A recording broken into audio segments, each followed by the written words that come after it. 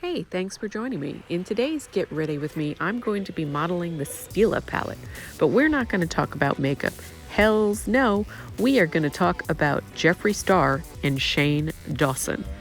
Hey, thanks for joining me. It's Nicole Dominique. If you haven't been here before, welcome.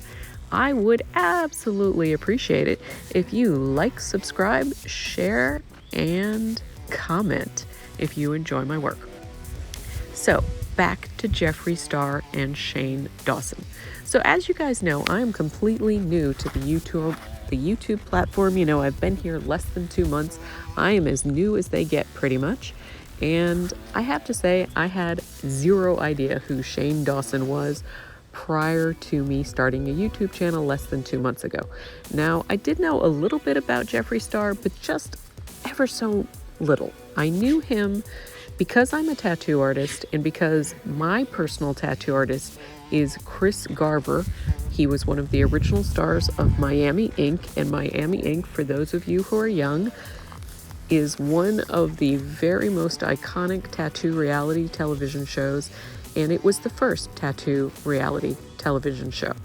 Now, on that show, Chris Garver was featured prominently, and in a later season, Kat Von D, who created a lovely makeup line. I love her eyeliner, ink liner in Trooper. She was on it briefly, and then she had a spin-off show called LA Ink. And on LA Ink, Jeffree Star got some tattoos. He's very heavily tattooed, not unlike myself. And so that was kind of what I knew of him. I knew that he was kind of a personality. I think I knew that he was a musician. And when I got onto YouTube, I definitely became aware of his makeup line. Now, I think prior to getting onto YouTube, I did probably know he had a makeup line, but I didn't really know anything about it. And this Get Ready With Me is in no way about the makeup line itself in terms of how the product is, because I have never ever used it. But I do love the look of it, and I'm probably going to use it in the future. But I can't say much about the product. What I can say is that when I got on the platform, I really started watching a lot of different beauty influencers to try to make my own makeup routine better, because I am definitely a tattooist and not a makeup artist.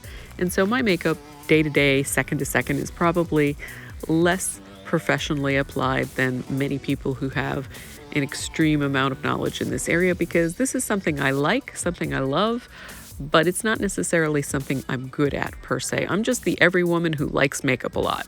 So I started watching Jeffree Star, and I find his videos very relaxing. Like, I really like to watch him put on his makeup. I really like to watch Nikki Tutorials put on her makeup. Forgive the background noise. Like I said, I'm outdoors. It's a glorious October day, and the dogs are fooling around playing. Anyway, I really love the videography that they display. I feel like they frame their talent in a way that's entertaining and relaxing. Sometimes I learn things, sometimes I don't, but I enjoy watching them. So that was pretty much my contact with Jeffree Star. My contact was, minimal. Now, my contact with Shane Dawson was non-existent prior to YouTube. I have no idea who that guy was, even though he's apparently been on YouTube for years. Who knew? I mean, he could have had Kylie Jenner level of subscribers, and I would not have known, because I really just didn't have contact with YouTube. So when I saw Shane being promoted by Jeffree, I was like, okay, well, I'm interested in seeing what this 9-part series is all about, because one of my dirty little secrets is I love me some reality TV. It's not serious. It lets me escape my day. It doesn't involve me, and I find it interesting. So when Jeffree started talking about this series that Shane was producing, I was like, well, I'll probably check that out. But I had no idea what it was about. And when it dropped and they started talking about the industry of makeup and beauty, that really caught my attention. And I thought that the documentaries themselves, the 2 parts that I've seen, the beautiful world of Jeffree Star and the secrets of the beauty world were well produced. I thought they were entertaining to watch. I, as a person who had an interest in videography, felt like the way that they were put together was entertaining, and it even gave me a few seconds of escape. Because a lot of times when I watch stuff on YouTube, because I'm a new YouTuber and I'm trying to improve and get better in terms of the content that I produce, it was interesting to me the shots that they chose to use and the music and the way it was actually structured gave me a few moments of pure entertainment value where I wasn't going, wow, that's an interesting camera angle, or I like the music they chose here. Instead, I was like actually interested in the entertainment of what was being provided. And as a business owner, I have an interest in how businesses operate. Now, my own tattoo parlor is about, well, the reality is today, October 8th, 2019, it is 11 years that it's been open to the public. Now, the business itself is about a year older than that. I actually started it in 2007, but it took me about a little over a year to actually open the doors to the public. So I know that from the outside, someone might think that there's not that much to running a successful tattoo studio, but I can assure you there is a lot of work involved that you don't see behind the scenes. So in terms of the makeup industry, I don't know very much about it. I don't have a degree in that. So it's interesting to me to see the types of things that are business related in terms of beauty. Now, I happened to just by mere coincidence hop on YouTube just about the time that Jaclyn Hill's makeup empire was like a dumpster fire. It was crazy. And I saw, as did the rest of the world, how very badly it can go wrong if you do not have the proper business procedures in place.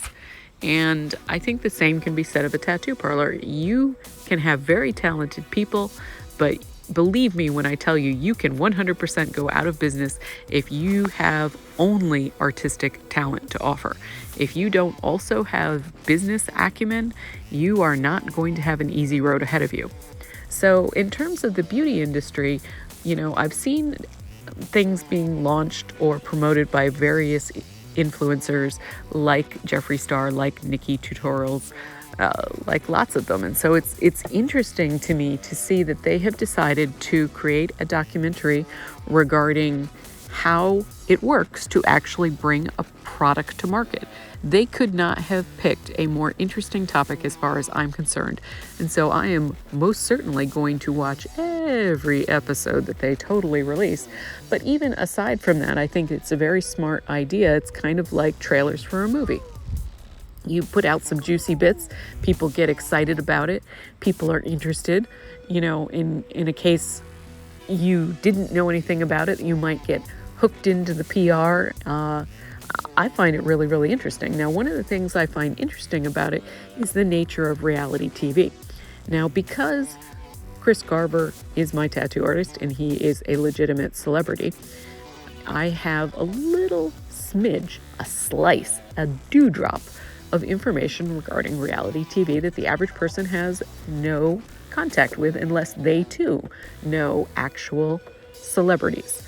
So in some ways, it's kind of funny. I'm actually a couple degrees separated from Jeffree Star, which I never would have thought that, but I am because, of course, Chris Garver started on Miami Ink., which is where Kat Von D started. She started a show, and boom, Jeffree Star was on Kat Von D's show.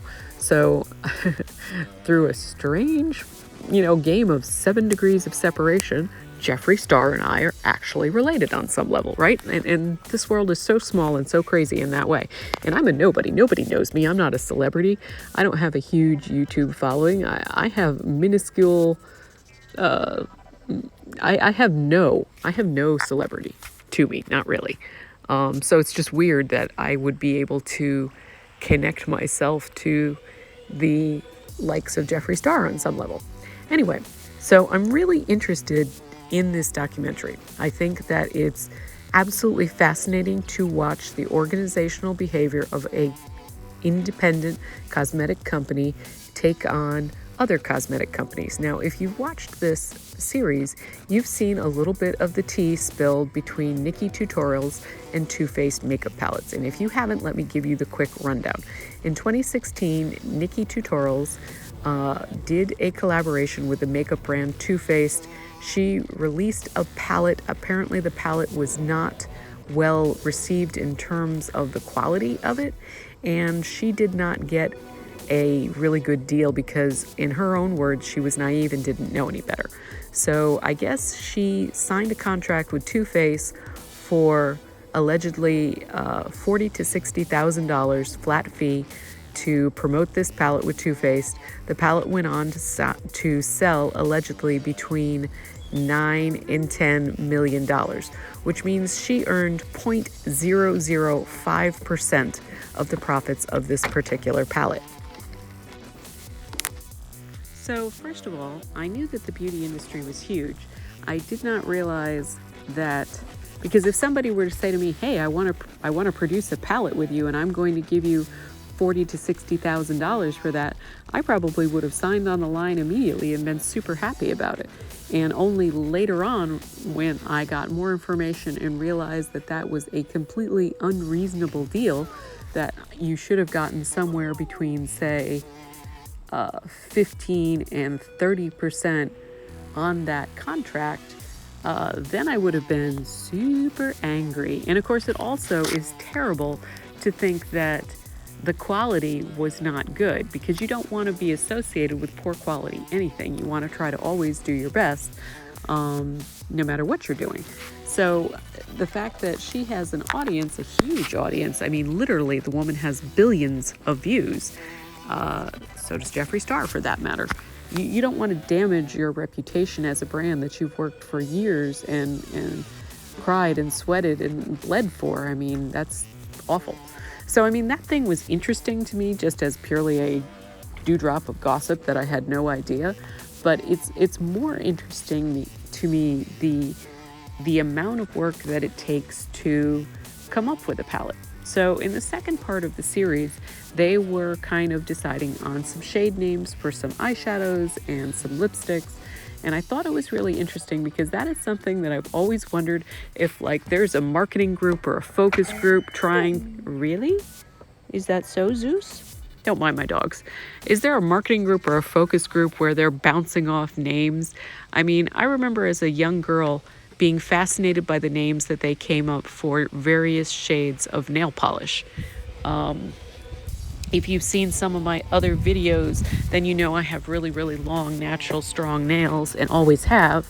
So I got into nail polish pretty young in life, and I was always fascinated by the names that they would come up for them. And I was like, you know, are they coming up with this information via, like, is one person sitting in their office going, I'm going to come up with a shade, I'm going to call it Jack-o'-lantern, and it's going to be a beautiful sparkle orange? Or is it like a focus group? What do you respond to best? Is it Jack-o'-lantern? Is it she's, you know, on fire? Is it dynamite? You know, to me, that's, as a business person, I would think it was the second, that there would be a focus group of people saying how they responded to the name in reference to the color. But no, it turns out they were scrolling through Instagram. You know, Shane Dawson was just scrolling along, kind of coming up with names and phrases of things that they thought were interesting. And to be fair, I did think they were interesting. And that creative part to me is fascinating. I mean, you know, if I were ever in the position to come up with makeup, I can guarantee you the three parts that I would enjoy the most are actually probably the least important in terms of the success of the product. I would love picking out the colors, I would love naming the colors, and I would love trying to put together the packaging of the colors. But in terms of doing the work about finding manufacturers and either outsourcing or finding distribution points, those types of things, I don't know really anything about whatsoever. So that would be the scary part of it. Picking out a new shade of orange, that's going to be easy. As you guys know, I love orange. Orange is the best. You can totally check out this video about some of my orange makeup. But anyway, so I found it so very interesting. Now, I've seen a couple other documentaries regarding their feeling that Shane Dawson who is very self-depreciative and self-professed anxiety is fake. And it may be, because having talked to Chris Garver, my connection to reality TV, I know that editing can make things look different than how they actually happened in reality. And I just know for a fact that that's part of the process or the craft of creating interesting reality TV. Puppies, mommy is busy. I'm sorry.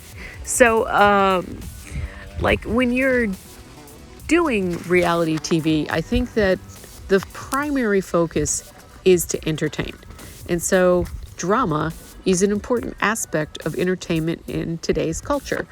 People want to see a little bit of gossip. They want to see a little bit of drama. I think that it's kind of like watching theater of sorts. And so I don't necessarily think that everything that you see in any documentary is truly exactly the way it happens in real life. I think there's always a spin on it, because to a certain degree, I think that this 9-part series is a marketing tool. Do I think that it's interesting? Am I getting value out of the entertainment and education? I truly am. But it is a marketing tool to drive interest in a brand. So I don't necessarily think that everything is exactly the way it happened, and that certain things might be altered in terms of the order it's presented or the way that it's presented, or you might see some part of it but not another part of it, and that makes it look completely different. I mean, we've all seen enough reality TV by now to realize that these things are spun to create an entertainment value. And in this case, I think a very intelligent decision to drive interest in a palette that might not otherwise be there. So there's that. Now, I do think that it's interesting that they have included just enough drama in the beauty world to make it interesting. I think that there is a certain amount of envy that is always stirred up by extremely successful YouTubers, because you get to see things that maybe in ordinary life you probably don't. I mean, I have never seen a yellow Lamborghini. I don't have enormous warehouses filled with employees creating product, putting it together, shipping it out. I don't have a team of people doing that kind of thing. So, I mean, that to me is just super interesting. I don't know. I find it interesting. I recommend, if you have any interest in that, you immediately go check it out. Now, I will say that the videos are quite long. They're about an hour. They're an hour a piece. So you got to carve out some time. I don't have a straight hour to watch, so I actually ended up watching them over several days because I couldn't come up with 2 hours of time to just dedicated sit down. But I did find it interesting. Like I said, I actually was watching it late at night. And so I do recommend them. I think that they're cool. If you have any interest in the actual business of beauty, I think you would really enjoy these videos. So there's that. But I mean, I know I am really, really interested in seeing what the colors of the palette are. And I don't know that they'll include this, but I hope they do.